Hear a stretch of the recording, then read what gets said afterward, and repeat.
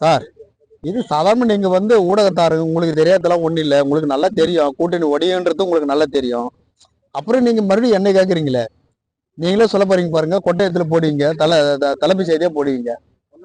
ஜனவரி மாசத்துக்குள்ளார கூட்டணி உடையும் பாருங்க சார்.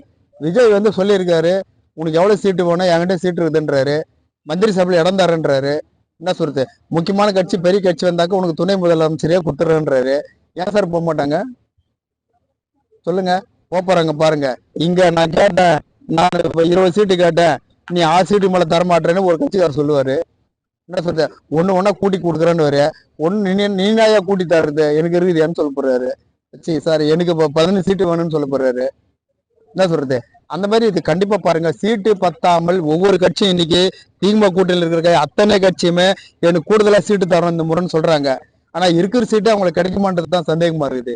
ஏன்னா கூட்டணி இன்னும் பாமக இருந்து ஒரு பிரிவு வருதுன்றாங்க, தேமுதிகவும் கூட்டணிக்கு வருதுன்றாங்க.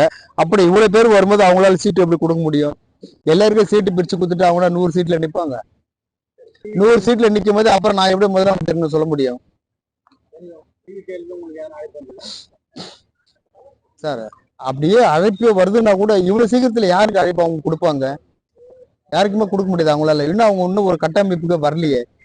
இப்பதான் ஏதோ ஒரு பிரச்சனையில மாட்டின்னு இப்பதான் கொஞ்சம் தெளிவடைஞ்சிருக்கிறாங்க, பொதுக்குழு வச்சிருக்கிறாங்க. அவங்க இன்னும் அதிகமா தெளிவடைகிறதுக்கு அடுத்தது என்ன செய்யலான்னு முடிவெடுத்து இன்னும் 20 நாள் 25 நாள் ஆகும். அதனால நீங்க ஜனவரி மாசம் தான் இதுக்கு எல்லாமே ஒரு முடிவு தெரியும். நீங்க பாருங்க அப்புறம்.